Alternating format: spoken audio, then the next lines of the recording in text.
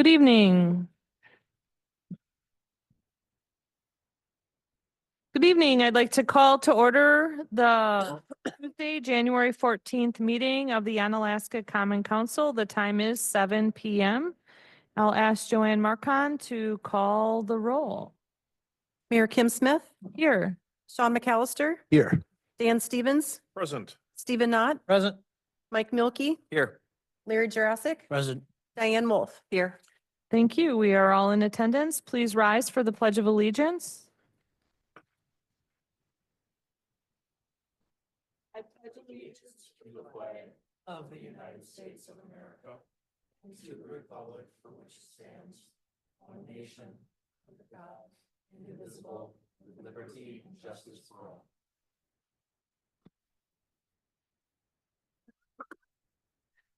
Thank you.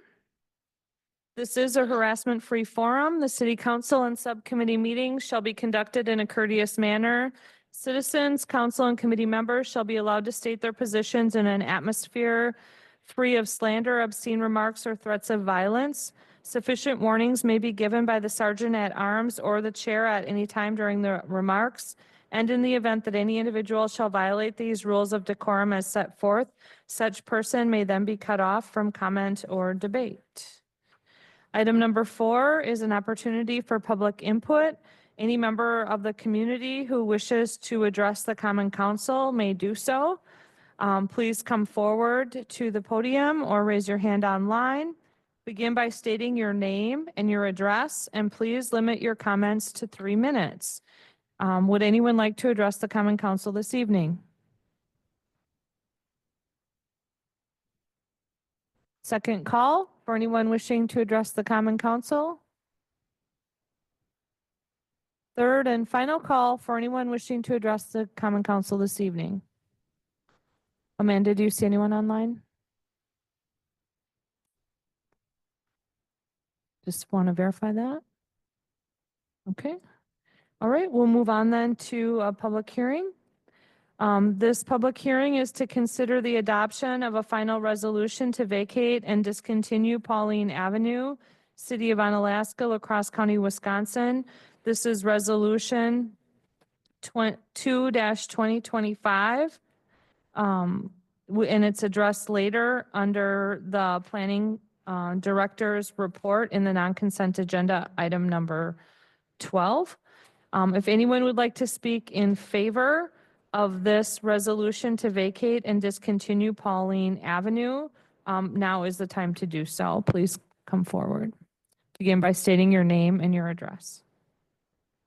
Hello, my name is Tyler Morse. I live at 1391 County Road SS in Onalaska. I am in favor of discontinuing Pauline Avenue ever since it's been originally platted. It's never been used as an avenue. It's always been used as a shared driveway between the properties on the west and the east. The property that it's going towards, there's plenty of inlets and outlets towards Camping World and the mall where Festival is at. And really it would just get it back on the tax roll, and there's lots of benefits for the city, and we get ownership of it, and that gives us more rights for it. And there has been a shared driveway agreement before even myself or my parents who live on the west side of the driveway. That's been in place, and it would continue to be in place for any families in the future. Thank you. Thank you, sir. Okay, would anybody else like to speak in favor of vacating Pauline Avenue? Anyone wishing to speak in favor? Last call for anyone wishing to speak in favor. Okay, that portion is closed, and I'll ask if anyone would like to speak against the adoption of the final resolution to vacate and discontinue Pauline Avenue. Anyone wishing to speak against? Third and final call for anyone wishing to speak against vacating and discontinuing this avenue. Okay, not seeing or hearing anyone. The public hearing is now closed, and again, this will be addressed later in the agenda. Item number 6 is a public hearing to consider adoption of a final resolution to vacate and discontinue a portion of Hickory Street. This is in the city of Onalaska, La Crosse County, Wisconsin. And again, Resolution 3-2025 will address this later under the Planning Director report in the non-consent agenda item number 12. So I'll open the public hearing and ask if anyone would like to speak in favor of vacating and discontinuing a portion of Hickory Street. Second call, if anyone would like to speak in favor. Third and final call, if anyone would like to speak in favor of vacating a portion of Hickory Street. That portion of the public hearing is now closed, and I'll ask if anyone would like to speak against the final resolution to vacate and discontinue a portion of Hickory Street. Second call, if anyone would like to speak against. Third and final call, if anyone would like to speak against the discontinuation. Okay, that public hearing is now closed. And again, it will be addressed later in the agenda under item Resolution 3-2025. Now we'll move on to recommendation for approval and/or possible action on the following committees, commissions, boards, or officials. All items listed under the consent agenda are considered routine and will be enacted in one motion. There will be no separate discussion of these items unless a council member requests removal, in which event the item will be removed from the consent agenda and considered in the order of business in the non-consent agenda. Are there any items the councilors would like removed from the consent agenda? Your Honor, I move that we approve the consent agenda. Second. I have a motion on the floor by Dan Stevens. It's been seconded by Larry Jurassic to approve the consent agenda. Is there any discussion? All those in favor, please say aye. Aye. Is anyone opposed? Say no. The consent agenda is approved. Moving on to the non-consent agenda, item number 8 is a recap of items pulled from the consent agenda. There were none, which will bring us to item 9, the Finance Committee. I'll turn it over to Sean McAllister for this item. Thank you, Mayor. I'd like to make a motion to approve the vouchers tonight under item A in the amount of $16,578,099.92. Second. Okay, we have a motion on the floor by Sean McAllister. It's been seconded by Dan Stevens. Is there any discussion on the approval of the vouchers? Sabrina. Oh, sorry, Sabrina. Thank you. I just, in January and February, I always just like to add an additional context because normally our vouchers are around 2 million, usually 1 to 2 million. This month, we are paying out tax payments to the school district, to the county, to Western Technical College, across school district. We have a little bit to West Salem School District. So of the 16.5 million, 12.1 of it is tax payments going out. We also had an extra payroll since the last tax meeting as well. So that kind of makes up some of that additional amount as well. Okay, thank you for that, Sabrina. Are there any other questions or comments? Okay. Did we vote on that? I can't remember now. Okay, so we have a motion on the floor to approve the vouchers. I hope that's not an indication how the whole evening's going to go. Okay, the motion on the floor is to approve the vouchers. All those in favor, please say aye. Aye. Any opposed, say no. Okay, motion passes unanimously. Back to you, Sean. Item B is the general fund financials. Sabrina. Thank you. So Finance and Personnel didn't meet this week, last week. So I'll just give a general overview of the financials, which start in your packets on page 5, starting out with the balance sheet and then the budget report starting on page 8. If I can draw your attention to page 10 to take a look at our total revenue totals through November 30th of 2024. So we have met our total budget revenues. We budgeted $11,611,451. Year to date, we are at $12,856,024.18. Obviously, we still have the month of December, so when I come back in February, we'll kind of have final numbers or close to final numbers before our financial statement audit. So things look great for revenues. Then if I can draw your attention to page, I believe it's 22. So on page 22, we'll give you our total expenditures through November 30th of 2024. Of the $11,611,451 that we budgeted, as of November 30th, we were at $10,229,289.25, with 11.9% remaining to hit our total budgeted expenditures.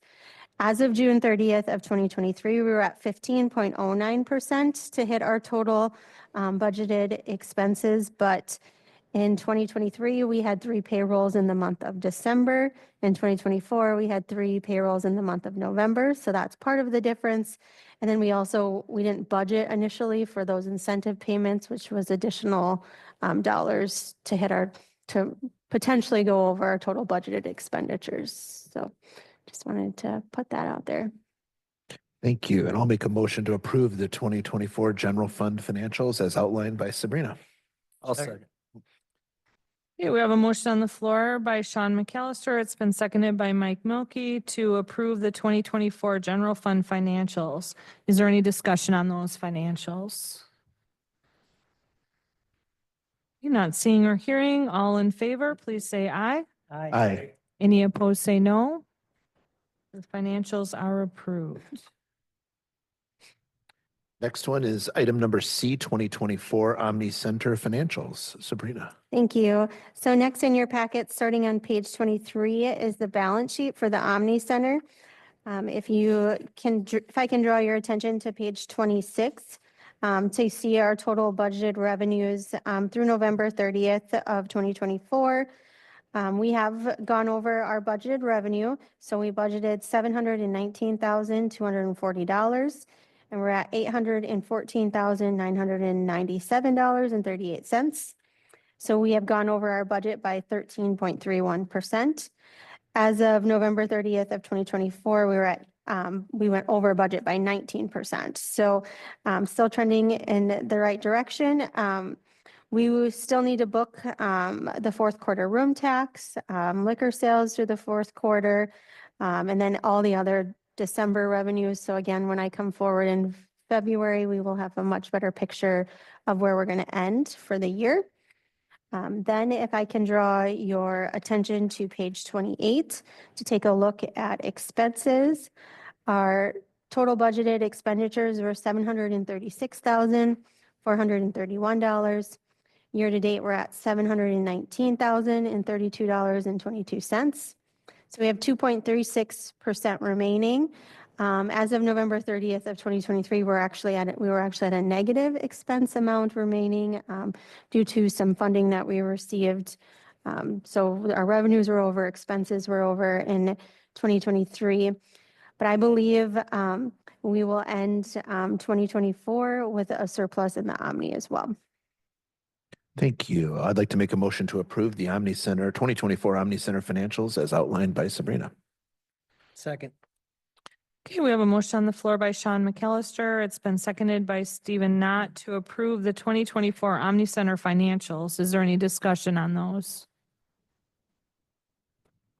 Not seeing or hearing any. All those in favor of approving the financials, please say aye. Aye. Any opposed, say no. Those financials are approved unanimously. Thank you. Item number D, Resolution 1-2025 is amending the 2025 budget and authorizing the appropriation of reserve funds to conduct an internal equity and pay plan review. Rick. Yes, thank you. Thank you. As you recall, in December, the council did approve moving forward with the internal pay equity review. And it was requested by our finance director that a resolution be brought forward in regards to the budget aspect of it. So this resolution is being brought forward. Well, let me get back to my notes, particularly in regards to the now therefore be resolved, moving the money from reserve funds account to the human resources budget. Thank you, sorry. And so that's what this is accomplishing in this particular resolution. I'll make a motion to approve resolution 1-2025 as outlined by Rick. Okay, we have a motion on the floor by Sean McAllister. It's been seconded by Diane Wolf to approve resolution 1-2025. Is there discussion? Alder Stevens. Thank you, Your Honor. Rick, maybe you can talk about the history of this. I know that in the summer that this was voted down by the council, and then I know there were some questions on taking another look at it. But going back to the summer proposal, what's changed in this? Is this the same proposal just coming up again later, or is there a different element or new information we should consider? For this one, it is the same proposal that was originally brought forward, and that was keeping it at $16,000 at a cap. After the first time it came to the council, we did go back as staff and we did have some conversation regarding what some other options were. Some of those included looking internally, whether we could do something internally, determined that for our staffing purposes and with the number of projects that we have going on in 2025, that wasn't realistic expectation. We looked at doing nothing. So we did look at a number of different options that we had discussed at the December meeting. This is the original proposal that was brought forward in regards to the $16,000 for the review. Okay. My concerns from last summer actually still stand. I think that my fear is that we're potentially going to open up a Pandora's box, and if we hire consultants to do the study, and it comes back and they suggest that there is call it a $200,000 to a $500,000 shortfall in study. Excuse me. I don't know. To me, that creates a bigger issue. Like what is the city's plan? Are we going to raise those wages? And if so, how are we going to do that? I mean, we're maxed out on revenue. I think we pulled a rabbit out of our hat with the budget time to keep the non-permanent positions. I don't know how we would be able to do something like that again if there was a $500,000 increase to wages. So what do? Do we reduce positions? Do we scale back the benefit package? Some combo of both, or do we not raise those? Do we ignore the findings of Baker Tilly? And to me, it's like, how much money do we want to invest? It's not the 16,000, although that's roughly about $1 per man, woman, and child that lives in Alaska. But I mean, how much money do we want to invest in opening up Pandora's box? And I'm going to suggest that the answer should be zero. But that's just me. And we'll comment just briefly. As we had discussed at the last meeting, we're doing this primarily for informational purposes. I think council is aware that there has been a group that started meeting to talk about funding for the city moving forward, what that looks like, whether it's alternative funding options, whether it's services, whatever it is, just having those discussions. So having this information was for informational purposes. So as we have those discussions, we can determine what, or if anything, we do with the results. Until we know what the results are, it's really hard to kind of speculate as to what we will do with the results because we don't know, again, where we're at. I think the other part of the conversation was that there had been some, since the last compensation study, there had been a number of reclasses that had impacted a number of positions across the city, and just making sure where those stand in relation to others within the department. So those were a couple of the reasons why moving forward with this made some sense at this point in time. Again, ultimately what we do with the results, that is a conversation we'll have to have once the results come back. Thank you. Are there any other questions or comments? Okay, Mike? Thank you, Mayor. Rick, just a quick question. We talk about facing challenges for recruitment and retention. Do you think a study like this would be beneficial to help, I guess, with that moving forward? I think it certainly is going to be beneficial. It'll give us an idea where we stand. Now, again, this is not a full market compensation review, but it'll give us a good idea of where we stand internally for our positions to know how comparable or how competitive we are. So we'll certainly help in that respect as well, too. And one last thing. And then is this mainly just for the non-represented employees, right? Correct. Yep, that would be correct. Okay, thank you. Okay, any other questions or comments? Alder Wolf? Thank you, Your Honor. So Rick, if I may ask, so in 2019, we conducted a full market study, and this is going to be an internal equity and pay plan review. And can I assume we're still looking at Baker Tilly performing this? They are an option. We just had a conversation today. It doesn't prohibit us from looking at, getting a couple of different quotes to make sure that it is the most competitive, but they are one that gave us a quote, and that's where the 16,000 came from. And I think lastly, do you have a time goal when you would like to see this completed and eventually comes back to council and for a review? So we would like to, Guesstimate. sorry, would like to set up meetings with Baker Tilly and any other potential contractor in February and get moving with that. So the goal is to come back again. The review would probably take a couple of months at least. Again, that's something we would flush out when we have those initial meetings with the contractor. But we would anticipate, don't hold me to this, but May-ish, June, depending on how fast they can do the review. One, thank you for that. Well, and I think, honestly, I think it would be the most opportune time and perfect timing for when council has our annual budget discussion before you and staff go ahead and put in all the work to do a budget. So so y'all know what council is looking at for wants and needs and what our opinions are. So thank you. And I will just reiterate, this is just based off not having a conversation with the selected contractor as of yet to know what their time frame is as well. But that would be the intent of it anyhow.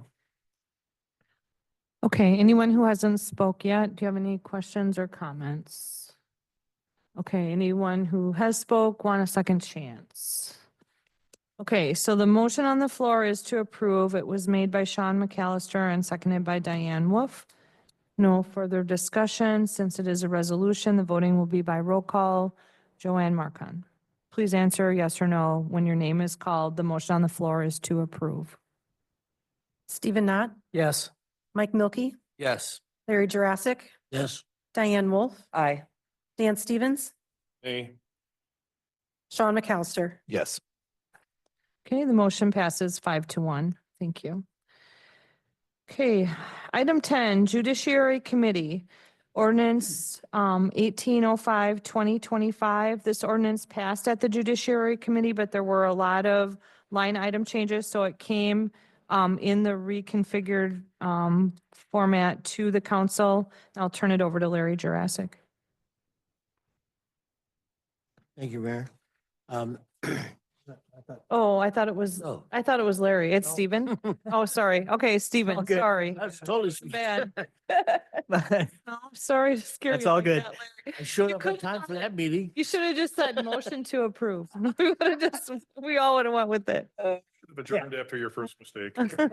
Yeah, this. I haven't had to pronounce facade yet. so. Yeah, this was an in-depth look to update and clarify the previously existing code.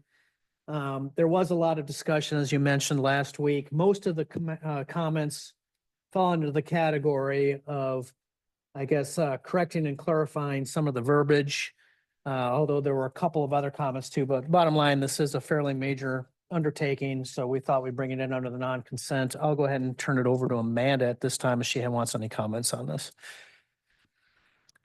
I don't know that I have a whole lot to add, as Alder Knott indicated that there were just a few clarifications with respect to some of the new language, and then also just a few edits at the last meeting. As mentioned, this is an overhaul of the sign code. We looked at sort of trends that we have seen over the last several years since we did the last comprehensive amendment, which I think we said was around 2014, 2015. And we did roll back a few things and clarify a few things that I think will be more user-friendly as it relates to businesses and development in the city. I'll go ahead and move to approve. Second.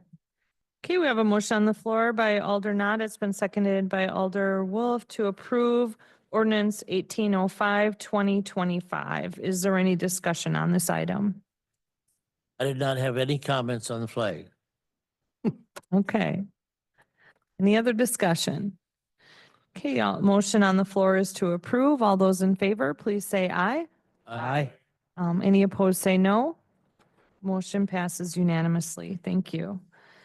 Item 11, Plan Commission, under item A.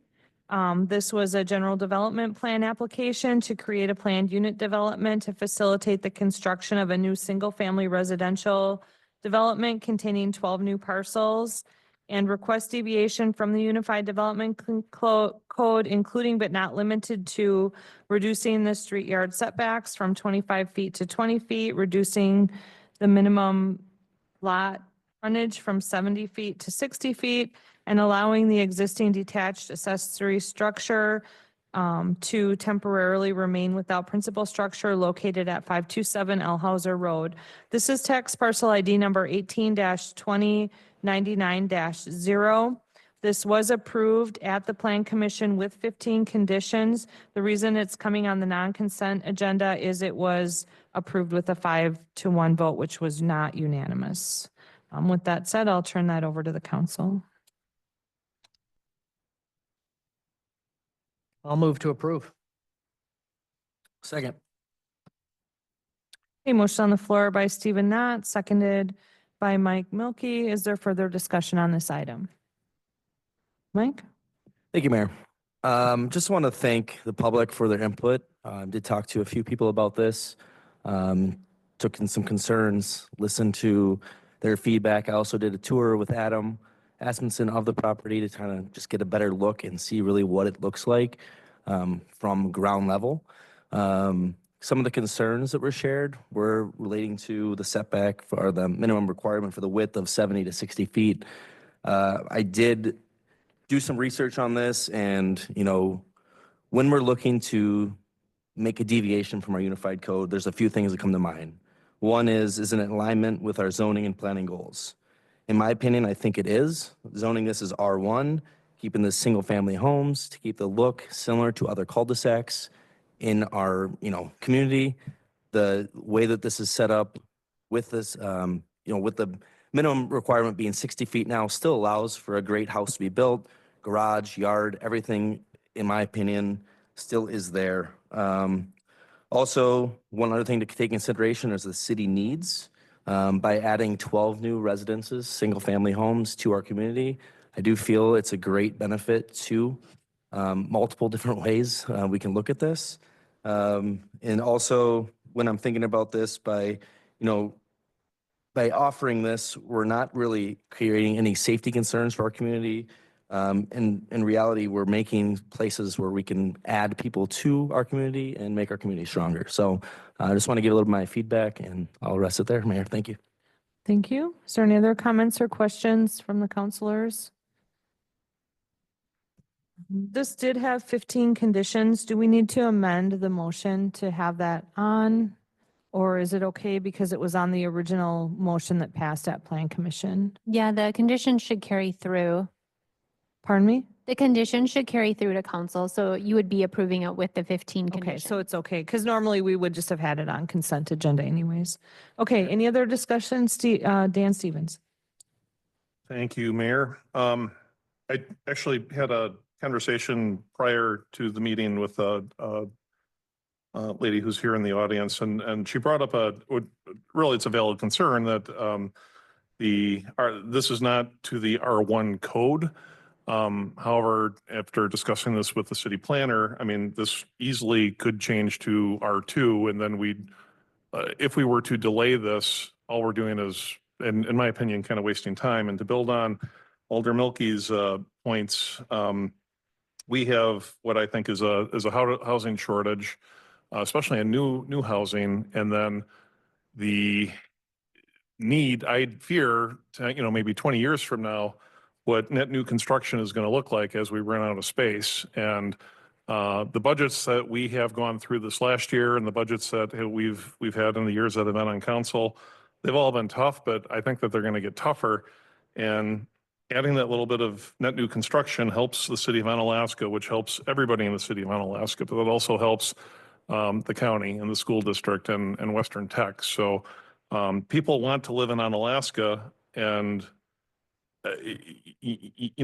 this is something that we can work with our, that we can partner with developers to try to meet that need. And I understand that it may not be ideal for everybody, but I'm looking at this from the picture of the whole of the city and what's good for everybody in the city. So I would support this.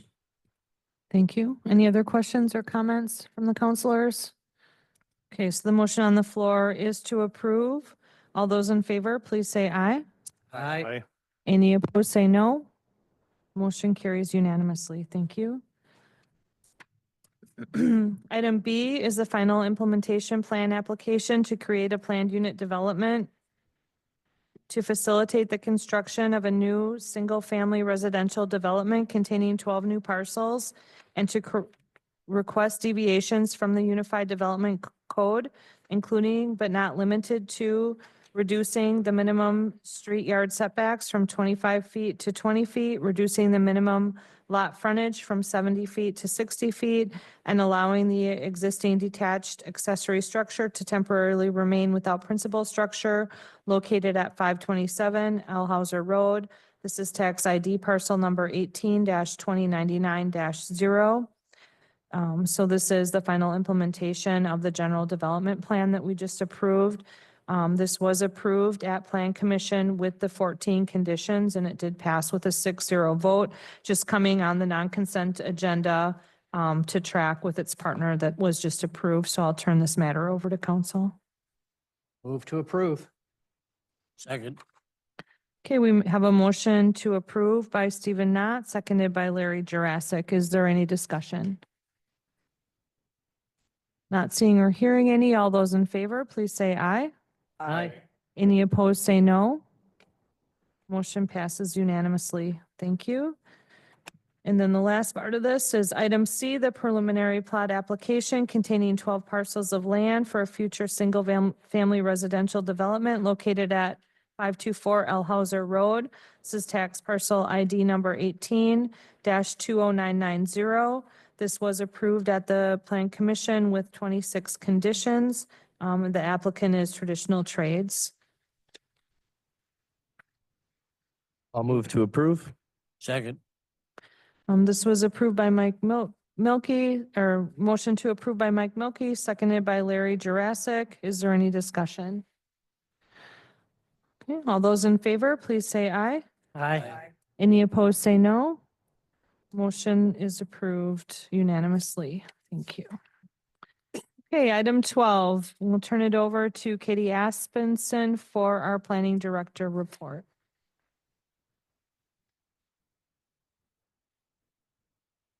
Thank you, Mayor.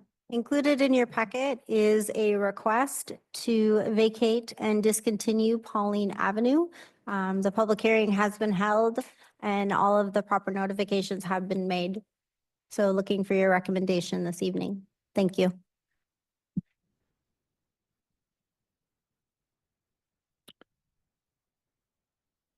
Motion to approve resolution 2-2025. Second. Okay, we have a motion by Stephen Knott. It's been seconded by Diane Wolf.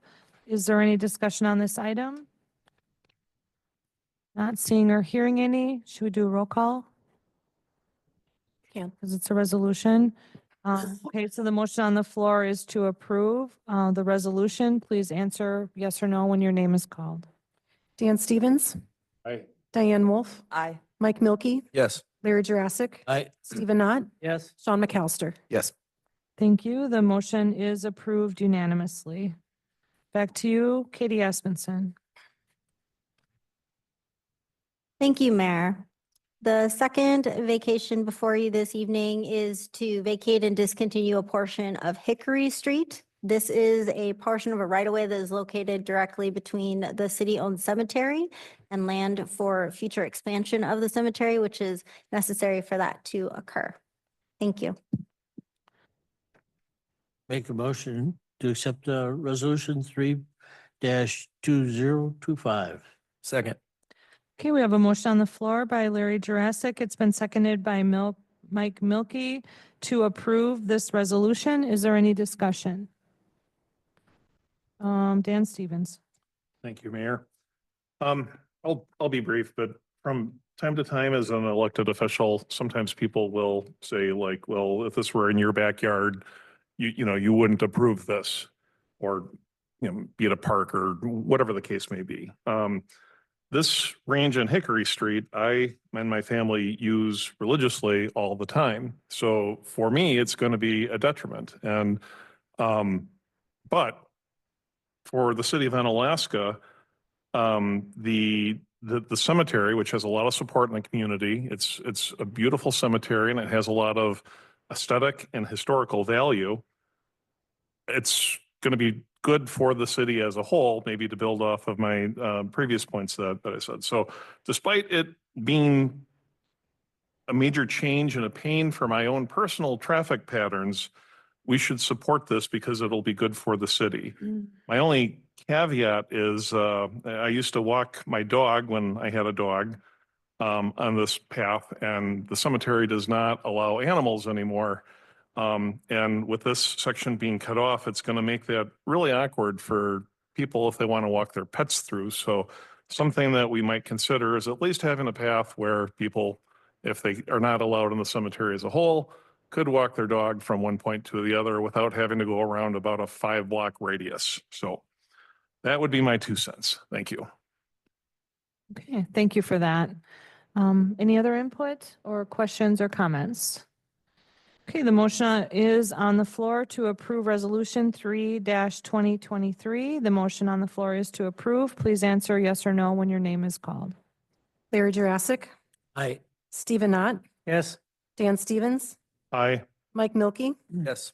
Sean McAllister, Yes. Diane Wolf. Aye. The motion passes unanimously. Thank you. Item 13, Alderperson Jurassic Report. Yes, thank you, Mayor. Several weeks ago, I had the privilege of a ride along with the police department, with Kevin Sullivan. It was kind of disappointing from the other ones I was on, because all we did is sit at one location and wait for a individual with a severe warrant to show up at home. Not only us, but there was also 3 other city police departments and a sheriff department and even a state trooper came by. So this guy was somewhat wanted. He never showed up till the next day, but I appreciate the training that they all went through, the coordination between city, state, and county, and it really another aspect to learning about the operation of the police department. Thank you, Mayor. Thank you, sir. We did sit Do you there. have, I was just thinking that. I wonder if there were any good snacks There's to get your 5 phone cars charger out. Block area. Okay, item 14, City Administrator Report. Thank you, Mayor. I handed out the report earlier tonight, and I'll just go through it briefly because I know you know how to read everything that's on there. I think you know by now because I've sent a few emails out with some notifications that we are now officially members of the La Crosse Area Chamber of Commerce. Be sure to go to their website. There's many events and other activities and information that's on there that will be useful.